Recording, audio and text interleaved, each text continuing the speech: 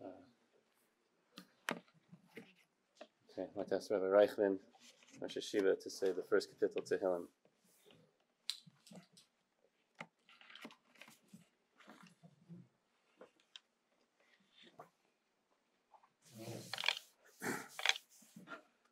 אשריהו איש אשר לא הלך בצס ושועם ודרך הטועים לא עמוד ומושב לעצים לא ישב כי אם בסרס אדוני חפצי בסרסו יגע ימה ולילה הוא כעץ שעשו לו פלגי מים אשר פריו ייתן ביתו והלב לא ייבוא וכל אשר יעשה יצליח לא כן הרשעים קים כמוץ אשר תדפן רוח. על כן לא יקומו רשעים במשפט וחטאים בדעת צדיקים. כי יודע אדוני דרך צדיקים ודרך רשעים טובים.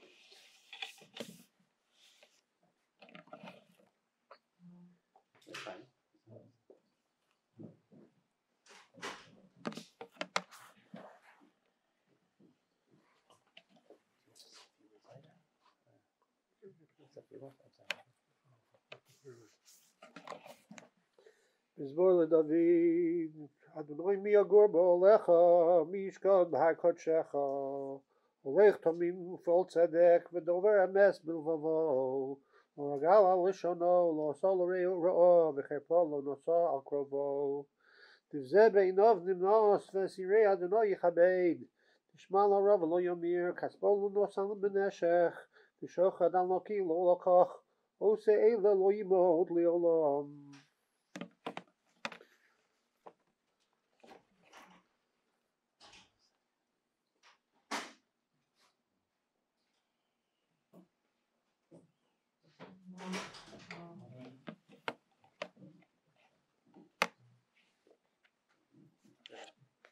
מזמור לדוד, אדוני רואי לא אחסר, בנעוז דשא ירביצני, על מי מנוחוס ינהלני, נפשי שובב, ינחני במעגלי צדק למען שמו, גם כי ילך בגיא צל מוות, לא אירא רע, כי אתה עמדי, שבתך משענתך המה ינחמוני, תערוך לפני שולחן נגד צורריי, דשנת בשמן ראשי כוסי רוויה, אך טוב וחסד ירדפוני כל ימי חיי, ושבתי בבית אדוני לאורך ימים.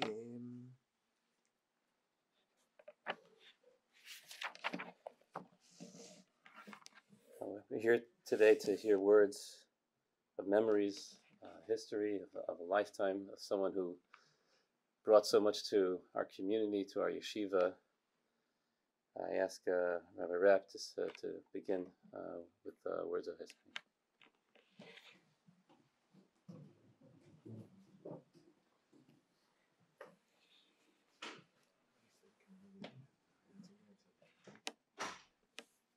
This week's Parshiot, talks about, among many things, selling land. And there are two different categories of this land. There's what's called stei mikna and stei achuza. People will sometimes buy and sell real estate as an investment because they need a place to live. And that comes and goes. But there's something called stei achuza. There is certain land that stays in the family from generation to generation. That's not a real estate investment, that's a connection. And therefore the Torah respects that. And when a person sells a stei achuza, they still maintain rights. There's still a connection. There's still an opportunity for some time to go back and reclaim that achuza. My relationship with Professor Schneider will sound long to many people here, but to other people it will sound like a joke. I think we went back for 44 years. Now, if standing here before you, I don't look particularly good for my age, but I believe I first became acquainted with Professor Schneider at the age of 11. When I was a shtili in Camp Morasha, And I learned Sefer Malachim from Professor Schneider in Bondi 3-4, I believe it was. And I must admit that I spent many years in Camp Maharsha. I was a Nitzi, Shnili, Ran, Aluf. And the relationship that I developed with Professor, I cannot tell you that I developed this relationship with many of my other Rabbeim that I had for a few weeks in Camp Maharsha. And that relationship over the years just kept on reflickering. Whether it was as a student here in YU, whether it was as neighbors in Kew Garden Hills, neighbors again here, and then later in life becoming even closer still as a regular eating Shabbos meals together. And the stories that I picked up over the years were amazing. I'm sure I'm missing steps here, but from Europe to Eretz Yisrael, to Winnipeg, to Toronto, Washington Heights for many years, Kew Garden Hills, back to Washington Heights. There was a lot of stay mikna in the life of Shmuel Schneider. But there was always one stay achuza, and that was Eretz Yisrael. The connection that no matter where Professor Schneider was in the world, is always libi b'mizrach, that he was always, wherever he physically was, he was living in Israel. Every Israeli newspaper was read. You're going to Eretz Yisrael, you have to bring me back the following. Right? The connection that he maintained, it's amazing. In the years that he lived, the percentage of years that he lived in Israel was not as great as you might have thought. But the connection was greater than anything that could have been imagined. Now, one would wonder if there was always such a connection to the land of Israel, what was he doing in Winnipeg? What was he doing in Toronto? What was he doing in all these other places? And the answer I learned was changing the world. I'll just tell one story. I received an email yesterday. The email was from Dr. Karl or Kalman Skorecki, who Professor Schneider taught and had a very strong connection with. Must have been in his elementary school days. And there was a meeting between the two of them that occurred after school one day. So this must be 50, 60 years ago. And both of them to this day individually told me about this meeting. Said that the Professor Skorecki, Dr. Skorecki, has gone on to a very illustrious career, was holding a chumash, and they had a conversation that changed his life. This was a regular kid, a good kid, a smart kid, right? Professor Schneider said, one of the best I ever had. But he was just that.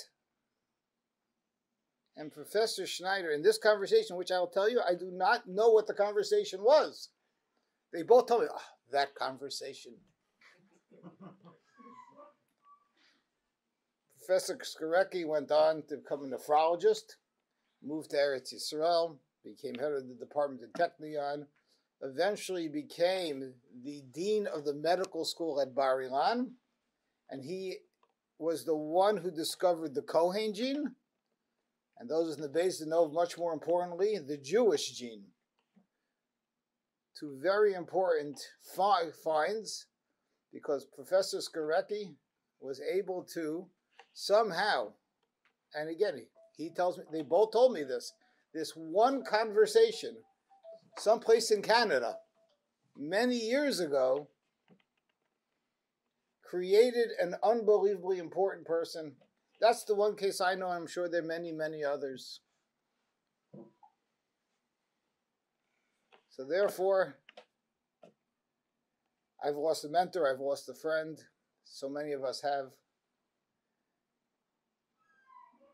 But the fact that Professor Schneider always held on to that stei achuza, and on the other hand, went around the world, because even though it hurt him to make that many people, to inspire generations of students, is something that we should all aspire to. Tehei Zichra Baruch.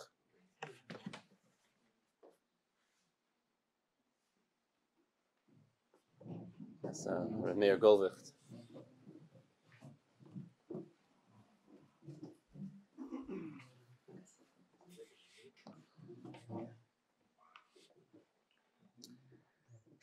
שמואל היקר, תמיד שמחת שהיו קוראים לך שמואל או רב שמואל. התואר פרופסור, דוקטור, אף פעם לא היה משמעותי עבורך בהיבט של כבוד. הייתה בך תמיד ענווה. בורא עולם ברא אותנו עם 5 חושים. אחד מ5 החושים זה חוש הראייה. המיוחד בחוש הראייה זה 2 דברים. א', האדם מחליט איך להסתכל על כל מצב בחיים שלו. ודבר שני, איפה שאדם מסתכל, שם הוא נמצא. כל חייך, בכל המקומות שהיית, תמיד בכל מצב הסתכלת בצורה החיובית. הסתכלת על כל תלמידי הישיבה, רבני הישיבה, המלמדים, אנשי הפקולטה שלימדת והיית ראש המחלקה לעברית. תמיד בעין טובה. תמיד רצית לעזור, תמיד היית בא לעצה טובה. ואיפה שהסתכלת שם היית. אומרת הגמרא, ולציון יאמר איש הוא יכוננה העליון. אומרת הגמרא בכתובות, אחד הנולד בה ואחד המצפה לראותה כאילו נולד בה. כל יום היית מוכן, אם היה מתאפשר, היית נוסע וגר בארץ ישראל. היית מייצג את ארץ ישראל הרבה שנים בכל מיני אתרים באינטרנט, ראיינו אותך, ותמיד הכל היה בצורה חיובית. תמיד ראית כל דבר בצורה חיובית. היית מהמייסדים המניין אצל רב נתן פרידמן. היית תמיד ביום שישי כבר מוכן לקראת שבת, עוד לפני הזמן. היית בעל קורא מיוחד, ושמישהו היה קורא והיה צריך לתקן אותו, אמרת אל תתקנו אותו, אני אעמוד, אני אתקן אותו, שלא יעלב, שלא יתקנו אותו כל פעם. למדת עם כל אחד, קטנים וגדולים, שילדים שלנו היו קטנים, לימדת אותם כל מה שהיה חסר להם בעברית של ארץ ישראל. תמיד שמחת שהיינו אוכלים ביחד בשבתות, בראש השנה. תמיד היה לך איזה הערה בעיל של דבר תורה. חייך היו הישיבה, והישיבה הייתה חייך. גם אחרי שיצאת לפנסיה, תמיד דאגת לשלום הבחורים, תמיד שאלת, הכל בסדר עם כולם. המידות האלה הטובות שהיו בך, נתת לכל אחד את היכולת להרגיש רגוע ובנוח. היו באים אליך להתייעץ, רבנים מהישיבה, תלמידים היו באים, שכנים היו באים אליך. בכל עת היו בגדיך לבנים, ושמן על ראשך לא חסר. הפסוק אומר בכל עת יהיו בגדיך לבנים ושמן על ראשך לא יחסר. היית תמיד מוכן, היית תמיד שואף לעזור, לסייע לכל אחד ואחד. תמיד בשבתות, בשנים האחרונות, שהיינו נפגשים עם אוכל של שבת, ותמיד אמרת, נו, מה דיברו היום בבית המדרש? מי דיבר את הדבר תורה? דבר ראשון זה מה ששאלת. והתעניינת תמיד בשמם של כל הילדים, של כולם, מה כל אחד עושה. דאגת לכל אחד ואחד. בשנים הקשות של רב נתן פרידמן, לא היה כמעט יום שלא באת אליו, לשבת איתו, לשוחח איתו, נתת לו שמחת חיים כזאת גדולה, והכל עשית מתוך ענווה ומתוך צניעות. אתה היית המודל של רב שמואל, היית המודל של יכלת תמיד לראות בצורה הנכונה. הרבה פעמים יוצא לך לוותר, איך אפשר היה לומר עליך, איפה שוויתרת לא הצטערת, ואף פעם לא הצטערת על מה שלא אמרת. זה תמיד היה המוטו הגדול בחייך. הנוכחות שלך גם אחרי שיצאת כבר לפנסיה, הייתה קיימת בישיבה כל הזמן. באים אליך משפחת קלינסקי שהשקיעה בך ימים ולילות, לקחה אותך לפורן לבית המדרש, איך שמחת להגיע, איך שמחת להיות עם כולם, דאגו לך תמיד, הגישו שאתה חלק מהמשפחה של הישיבה. תהיה מליץ יושר, המשפחתך היקרה, עד בנך, עד ביתך, שמואל, בן צבי, סחר, שיתן הקדוש ברוך הוא, שמת נהיה כולנו הלאה לידך, נלמד לעילוי נשמתך, שבאמת ראוי באמת לקבל על עצמנו בלי נדר עד 30, שכל אחד ייקח על עצמו איזה סדר משניות, איזה מסכת משנה, או אפילו חלק לעילוי נשמתך, כי התורה הייתה חייך, והתלמידים היו בניך, והישיבה הייתה הבית שלך. תן הקדוש ברוך הוא וימחה דמעה מעל כל הארץ, ומחה השם דמעה מעל כל פנים, חרפת עמו יסיר, ותזכה באמת למנוחה נכונה, ותקריץ ברחמים בתחיית המתים במהרה.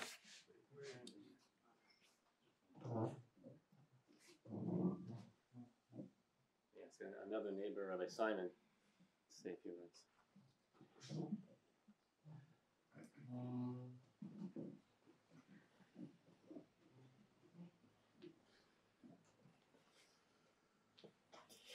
Zocha, to be a neighbor of Shmuel Schneider. In recent years, his son and I, we went to Yeshiva College together, and his daughter's our neighbor as well, son-in-law, the whole family. Remember the days that he was living in Kew Garden Hills. His life was not an easy life. Fortunately, he lost his wife very, very early in life. And it wasn't easy. But he never complained.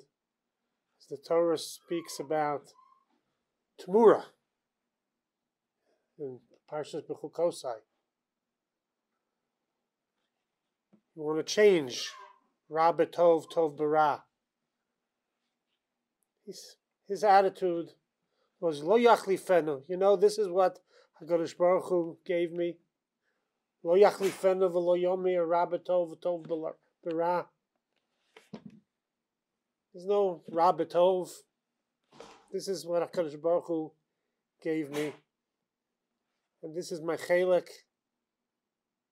And he was Mesamech B'Chelko in the fact that I'm here, I have wonderful children, I have a wonderful yeshiva, a wonderful Goddessman library. Lo yachlifenu Ra B'Tov v'Tov B'Ra. Don't have to change anything. This is my chelek. He would tell me about different job offers that he could have had, would have had, should have had. Lo yachlifenu v'lo yamir Ra B'Tov v'Tov B'Ra. He loved Torah, he loved coming. We would come for a Shabbos meal. He would tell me all the history. And I'm a person who likes history.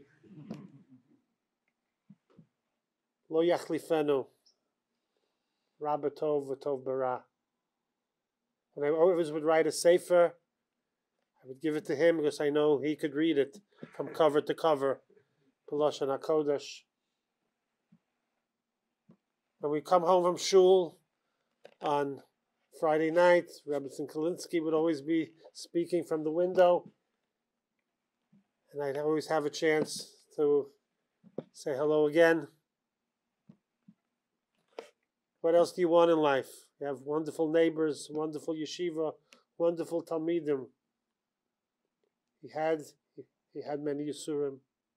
Lo yachlifenu, Rabba Tov v'Tov bara. Hu Tmuroso Yakodesh. He was a man that loved Kedusha. He loved the history of the Jewish people. He loved the history of the Rabbanim. And he loved where he was in life, even though it wasn't easy. And we were zoche to be here. As Rabbi Rapp always points out, Washington Heights has its cast of characters. And he's one of them. Rav Simcha Elberg once wrote a book called Varsha Shalmala. All the people that he knew from Warsaw, and he wrote their history. And I always say Washington Heights Shalmala.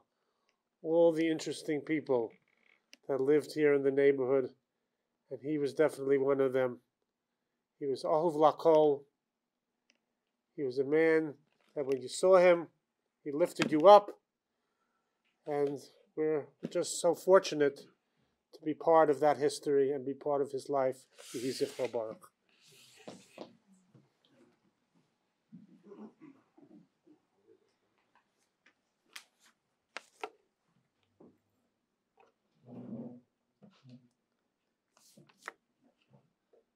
The Torah this week's Parsha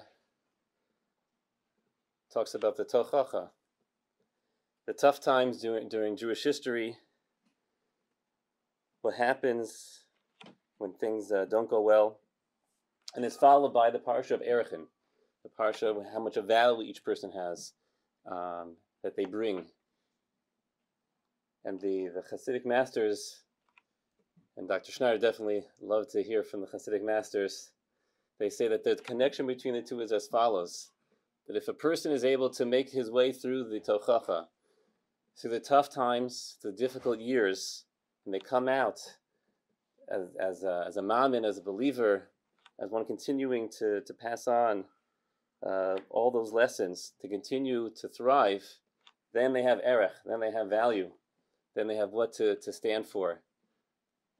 And Dr. Schneider started off his life through those very, very difficult years. He was born in 1937 in Poland, in the southeast part of Poland, in a city called Tarnów, not far from Krakow.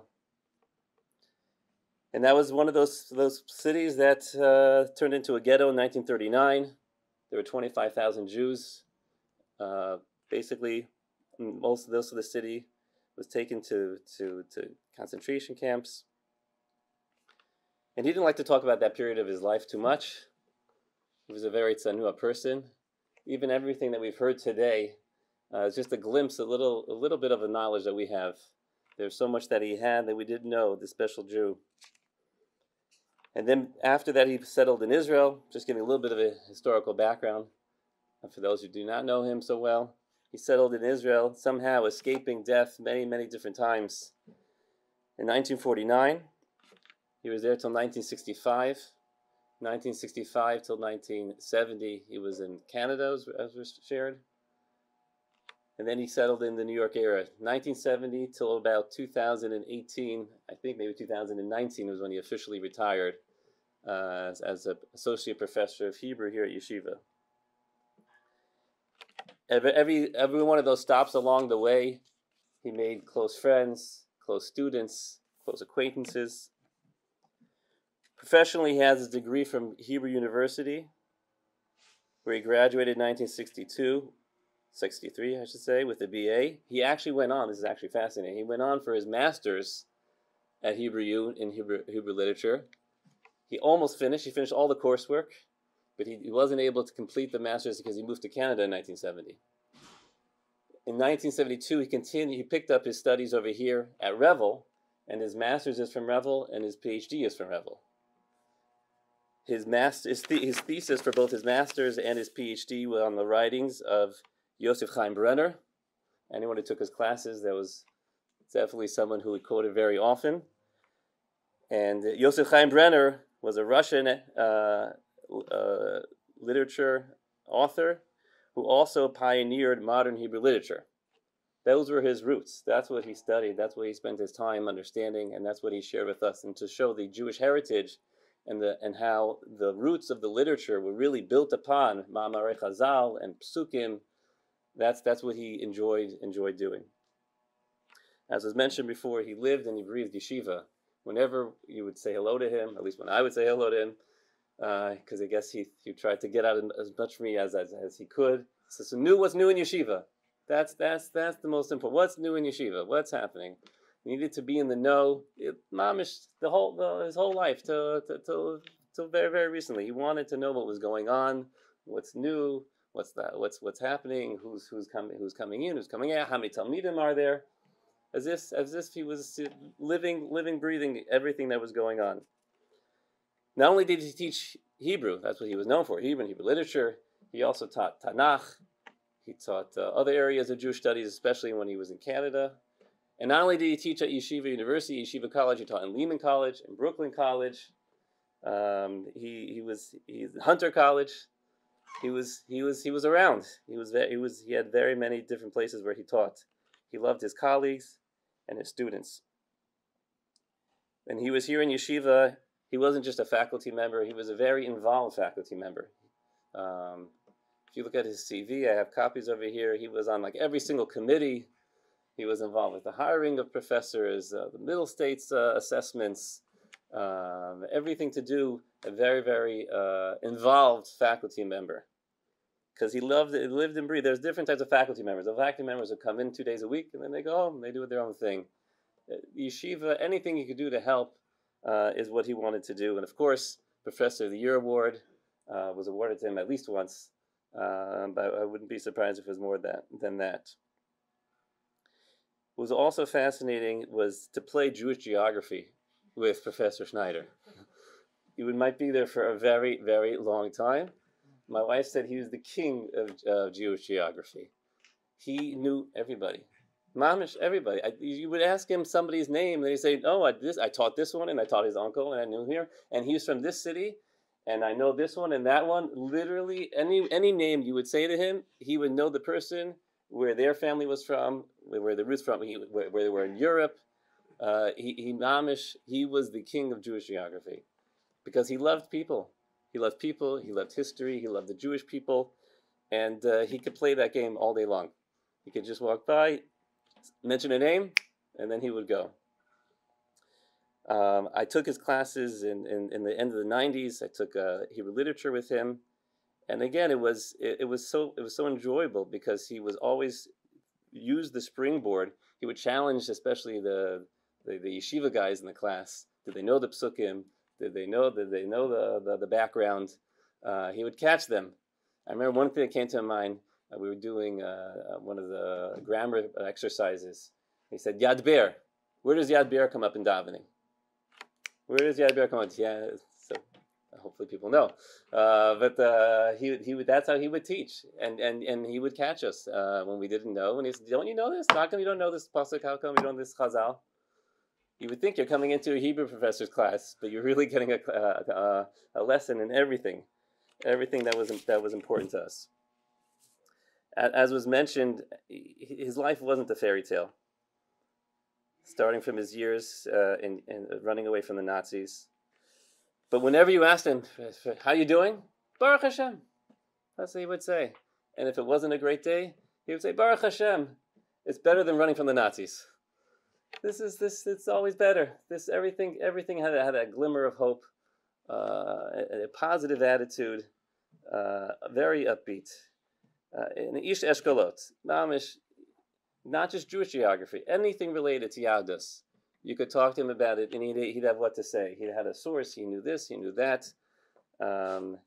He would revel us all the time. He was scrupulous with halacha.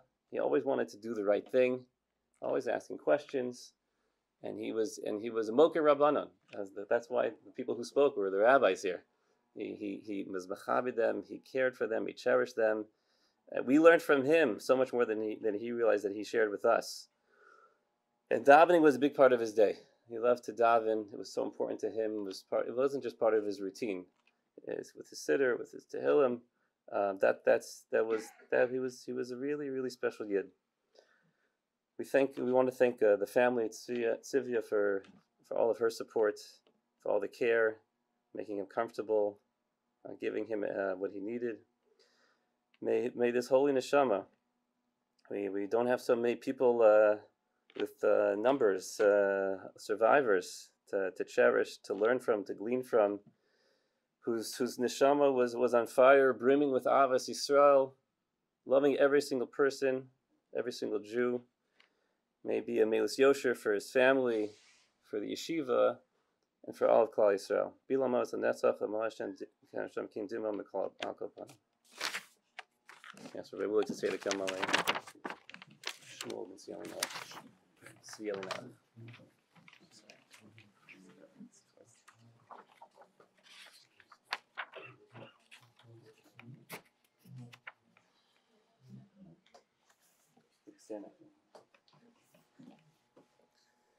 El Malei Rachamim Shochein B'Amiromim Hamtzei Menucha Nechona Al Kanfei HaShechina B'Ma'alos Kedoshim Utorim Kizohar HaRakiya Masirim Es Nishmas Rabbi Shmuel Rabbi Iyar Sheholach Li'olamo Bavur Shanachnu Mispalalim B'Haskaras Nishmaso B'Gan Eden Tehei Menuchaso Lochein Bala Rachamim Yastireu B'Seisei Kenofav Li'olamim V'Yisror B'Yisror HaChaim Es Nishmaso Adonai Hu Nachalaso V'Yanuach B'Shalom Al Mishkavo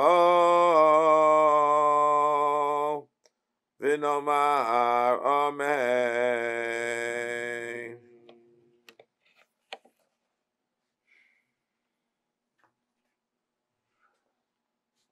Okay, for those who are able to continue on to the Kavura, where it's in New Montefiore Cemetery in Long Island.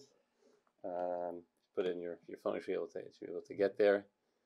We're going to go straight there. So those who want to go together, I guess we could try to line up somewhere in Amsterdam and then lead out over there. And we'll be sharing Shiva times when we get back. In terms of the Shiva, it would be across the street in the apartment on 495 186th Street, apartment 1C. C, first floor, right side. Okay. For those that are coming, if we want to gather over here, we'll make sure we have a minion. I think we should.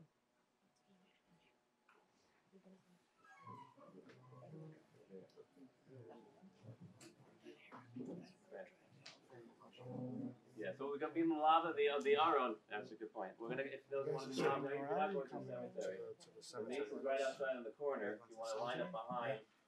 I'll go if you guys are going. Yeah, I'm taking the car. I'll go if you go. It's facing Amsterdam. We'll go down after that. Yeah, We'll go down she from can come. 186 to 187. She has one in the truth.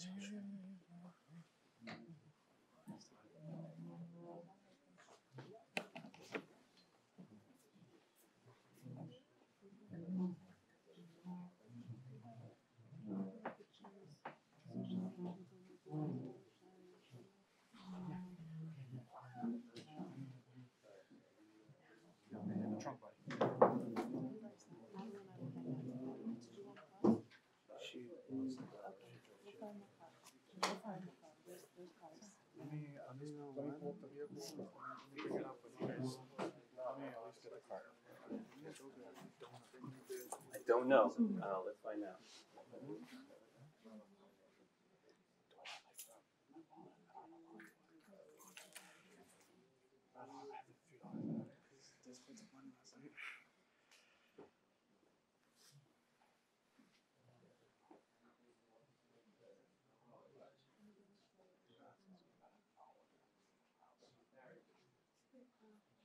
Very